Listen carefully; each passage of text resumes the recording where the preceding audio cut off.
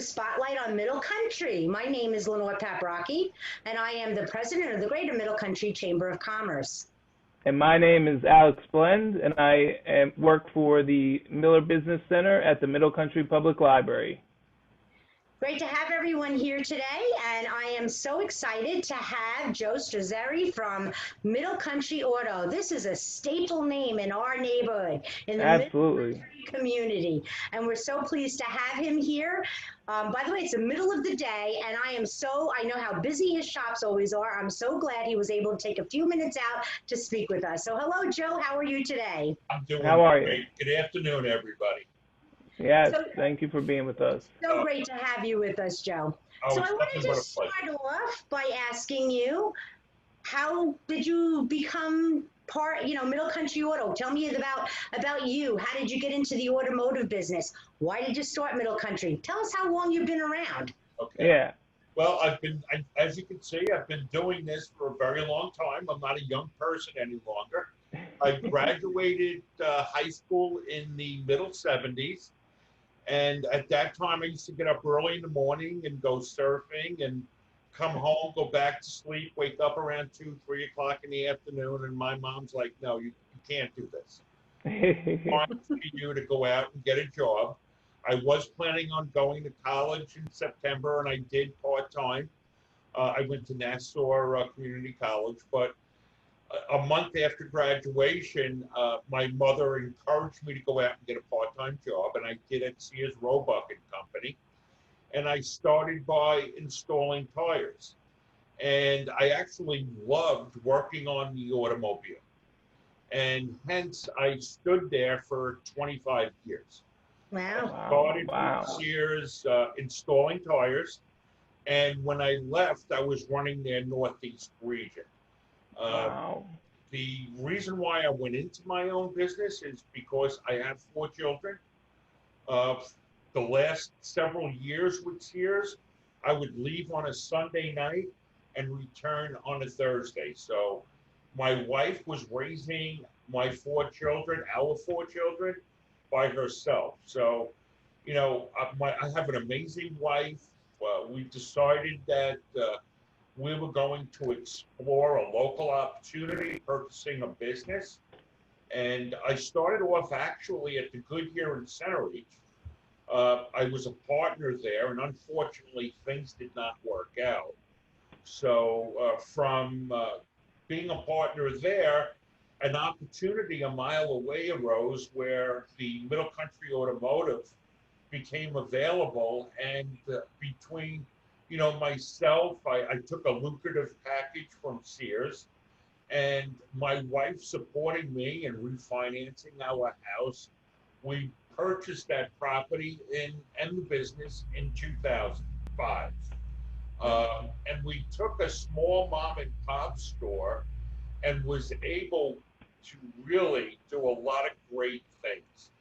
And I attribute my success because I surrounded myself with great people. The people that I work with are not just people that I work with, they're family. The people that I work with have been there, several of them have been there with me since day one. They were there when I purchased the business. And we've all grown together. And I'm very proud to say that. Yes, your story is a great one, Joe. I didn't realize that I think somewhere along the line you and I had talked and the Sears came up, and I'm like, wow, I remember so many years ago, I used to bring my car, because it was, I grew up in Massapequa, and there was no mechanics around that you could trust. There was no such thing as a trustworthy mechanic. And so we would always bring our cars to Sears and Roebuck. You're absolutely right. That's where we would go. So it's actually pretty funny. Amazing that you say that. I like to think that we built our business on trust and just being, professional. This business has got such a bad rap that, everybody that you talk to, especially new customers coming in, are very reluctant until you build that relationship with them. And then the next time they come in, you call them by name, you remember their name, they become part of the family. And it's an amazing transformation. I love it. I love that. I love cars. You know, it's great. That is an amazing backstory. That's awesome, and I can also speak on I've met some of the people that work for you, Jeremy and I think Ken or Keith maybe. Yes. Keith, yeah, Keith. Maria. Yes. Kelly. For training. Yeah, so there's a lot of people that I've met, and they were all super nice. I mean, I haven't met a nicer group of people, so I totally understand that family, piece that you have at MC Auto. That's wonderful. I'm gonna ask, since this, COVID-19 swept through our lives here. How did it affect your business? Did you have to make adjustments in the way that you did business or with your staff? Absolutely. We made some significant changes. You know, when Governor Cuomo on the 19th said that we're only going to permit essential businesses to remain open, we are very fortunate to be one of those essential businesses. So as a result, we had to put tremendous changes in place. You know, I was very concerned about our employees, the people working with us, and obviously our clients. We have a lot of our employees that have young people in their household, whether they live with their moms older or have interactions with our clients that were older, to protect not only them, but our clients. So, you know, we were disinfecting touch points, wearing masks. We to this day, we're using plastic steering wheel covers, plastic seat covers. So there's a lot of things that we've done to try to protect everybody that was going into that automobile. So yeah. And then, you know, business was off, obviously. But we were very fortunate when you look at March, April, and May, we experienced about a 15% decrease. But when you go by both facilities today, you know, I'm sorry to say that we can't get somebody in for like 2 or 3 days. We're that busy. So, that's great. Yeah, that's great. This has come back strong. There's a lot of things that we've done or have done to overcome the business offsets, let me say. We're very fortunate where we get emails. We get everybody that comes in, we fill out a very detailed invoice. And as a result of having the ability to communicate them via email, we're able to explain to all of our customers what we were doing and how we were protecting not only our employees, but them. And as a result, they felt very comfortable coming in. That's great. That's awesome. That's awesome. I can attest to that because full disclosure here, I've been a Middle Country Auto customer for about 4 years, maybe 5 years now. And when I went, I did go. My car needed an inspection, and I called up and got an appointment. And when I'm telling you, the customer service is always unbelievable there. It's one of those small time. I always call you guys, Joe, you and your both shops, small time neighborhood mechanics that you can trust, that you're gonna not get the wrong information. They're always gonna lead you in the right direction. They're never gonna make you spend more money than you have to. And more importantly, is when I got my car back from having this in the middle of the pandemic, I walked into a plastic car. My steering wheel was plastic. My car seat had plastic. I was like, whoa, I talk about making sure that nothing happened to my car. I was very impressed. That is impressive. That's very impressive. Yes. Thank you both. So Joe, can you talk a little bit about, and then we're going to have more questions about that, but I was just thinking, you've been around for a long time in the community, but you do a lot of things for local community as well. Sponsorships for certain things, where I'm leading, stuff like that. So can you talk on that and where you find how that helps you in your business? Well, we do a lot. lately we've been doing a lot with Lighthouse and Long Island Cares. So we've been giving discounts to people bringing in non-perishable foods, and it's great to give back to the community. It pays off dividends. We do a lot with St. Margaret's with their food pantry. We try to do it like where once or twice a year, predicated on one's needs, we'll donate a car to a family in need. So, you know what? My personal opinion, it's very important to give back to the community. We're a successful business, and we should share with the community, and that's been a blessing. Yeah, and speaking on that, one of the reasons why you and I have gotten in touch recently is I know that you have been working on a venture with Lenore and the Middle Country Chamber, as well as the Civic Association and Councilman Kevin Laval, to assist local businesses as they open back up. Can you tell us some more about that, and perhaps Lenore maybe can add to it as well? Alex, my biggest concern is when you go to the big box stores, which were deemed essential, they've been busy throughout the entire COVID issue, okay? And now different phases, the small mom and pop, our local community opening, they're not enjoying the same success that the large box stores are. Right. So, you know, I've been doing a lot of research as relates to how much money, when you spend $1 locally, how much does it stay locally?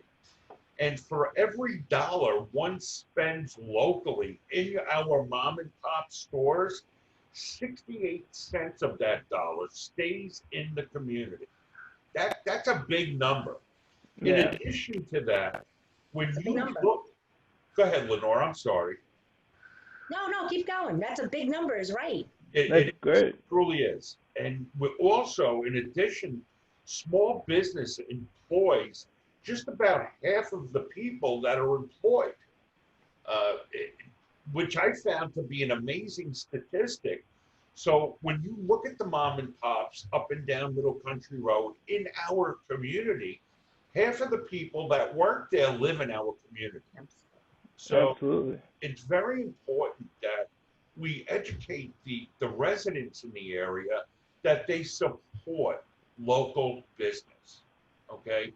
They need to know those statistics, not only for the good of the local shop owner or the business owner, but for the long term of the community. If this community falls down, the local businesses, everything's going to fall down with it. You know, real estate. If you don't, I distinctly remember what happened to real estate back in 2008, 2009, 2010 as a result of the economy.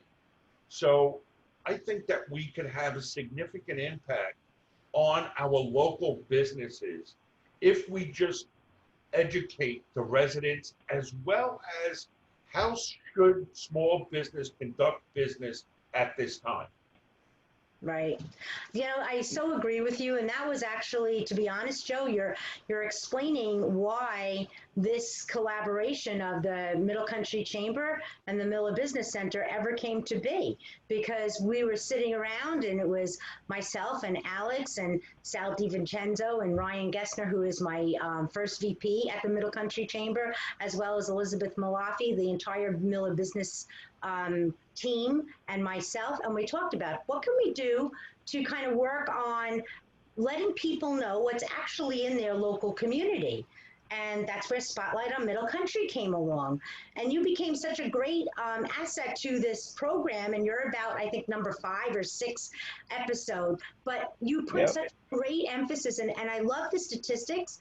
That's 68 cents of every dollar. That's insane. That's so much. Yeah. Like for an example, you need your car service. Go to Middle Country Auto. You don't go to a Sears Roebuck. They're not in business anymore. But you know what I mean. And I'm not saying that Goodyear is not good or Firestone is not good. Just who owns that Goodyear or Firestone? Maybe before you go to them, you'd see who owns it. Is it a local guy? Is it somebody who lives right here on Long Island? Because that's important. Right in your neighborhood is even more important. But that makes a big difference, and I don't think people look at that as a whole entire picture. Yeah, you know what? We truly need to look at that as a community, whether we're business owners or if we live in the community. Yes. We truly need to focus on our community. Right. Yeah. I completely agree. Just a small plug for our adult summer reading club here at the Middle Country Library. A part of the challenges that we are putting on the people that join the reading club is to support a local business, and part of it on the website that we use to track the what the people are doing. I made like a nice little flyer with the Middle Country Chamber logo, and I listed the different businesses in the different categories. So I made sure to add a little. We at the library made sure to add a little component to support a local business, as so these for the people that come to participate in the summer reading club. So just throwing that out there, Well, we appreciate that. Support. Yes, absolutely. And so does the Middle Country Chamber, because without the chamber, these types of messages don't necessarily get out to where they need to be, which is why, Joe, you and I collaborated together along with Councilman Kevin Laval, and we're going to work on trying to do some. And I'm not going to say we're going to be huge, but we're going to make an impact. I hope so. And I think we will. Really the purpose of the time that we've invested in is to try to have an impact on the community in a positive way.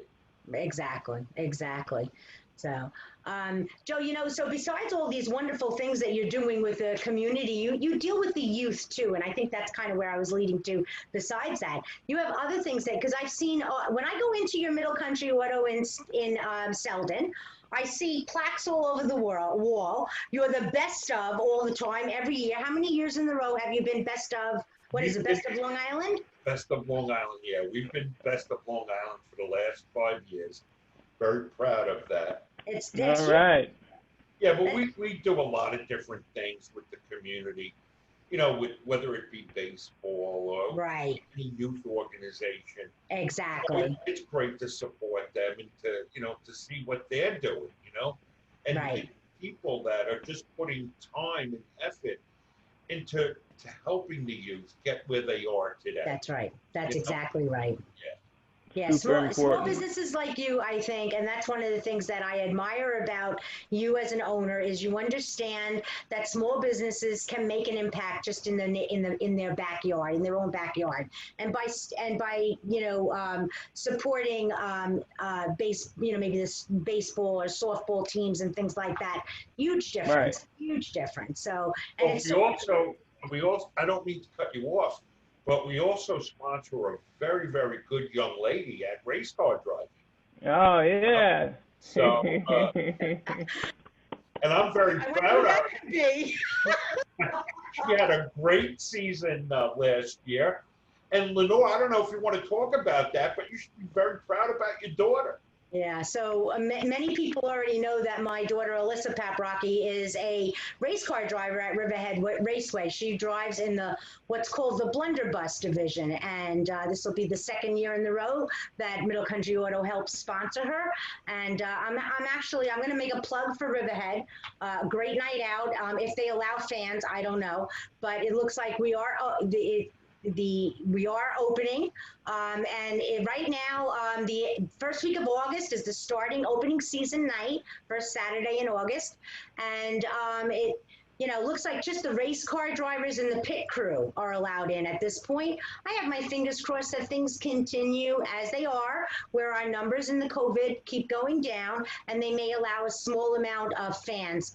But in any case, it's just exciting that she's going to be able to get back in the car and race, and not that you're losing an entire year of not being behind the wheel, because that's not good for any race car driver. I don't care if you're a professional or if you're, doing like my daughter is, and this is her 4th or 5th, oh my goodness, I lost track, year in a row, and she's gotten every year better and better and better. I'm just so proud of her. She was 5th overall last year in the entire blunderbuss division out of 24 cars. So wow. She's done really That's good. amazing. First win ever last year. Such a fun night. Oh my goodness. You know how you have those proud mama moments? Well, Absolutely. that was one of them. Yes. That's great. Well, she's not my daughter, but I'm proud of her as well. Oh, well, thank you. Yeah, hey, me too. Yeah. Thank you, Alex. So, Joe, I'd like to ask you one last question, and I don't know whether you have to think about it for a couple of minutes or not, but I'm sure you're going to be able to just answer me very easily. So being in business and a small business owner in a local community, and there's now other small business owners looking to you going, wow, look at you, you're a success. You made it through COVID, okay, you were marked as essential. What can you tell these people who are now going into phase 3, hopefully phase 4 in the next 2 weeks? What can you offer as advice to these small business owners that might be finding it difficult to restart? Well, first off, I would strongly suggest to any business owner is to have the proper PPE in place to make not only your client feel comfortable coming in, but more importantly, every person that's working in that facility. Open your doors. Don't put a sign in your door to call. Open your doors to every customer that needs assistance, whether it be hardware, a dress, having your nails done, and just communicate with them. If you can't let them into your facility at that particular moment, schedule a time for them. But we need to let them know that we are here for them and we want their business. Right, I agree.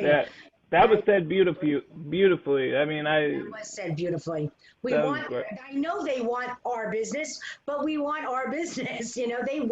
People want to go in, and the businesses want the people to go in. But, Joe, you're making a really good point about the PPE, because Suffolk County, no, excuse me, let me reset. Well, Suffolk County is also, but Brookhaven Town as well, but Suffolk County, there's a website you can go on and find free PPE. As a matter of fact, I will make sure to send out an email blast, now that you're mentioning it, Joe, to all the chamber members and my entire email list, which is thousands strong, to let them know that there is available free PPE for small business owners. So if you can buy that, because it's an expense, you can at least start opening up with items, the face masks and the sanitizers, and they can be given to you for free from between the Brookhaven Town and the county. Very important for people who don't have the monies to invest in this. Yeah, that's very important.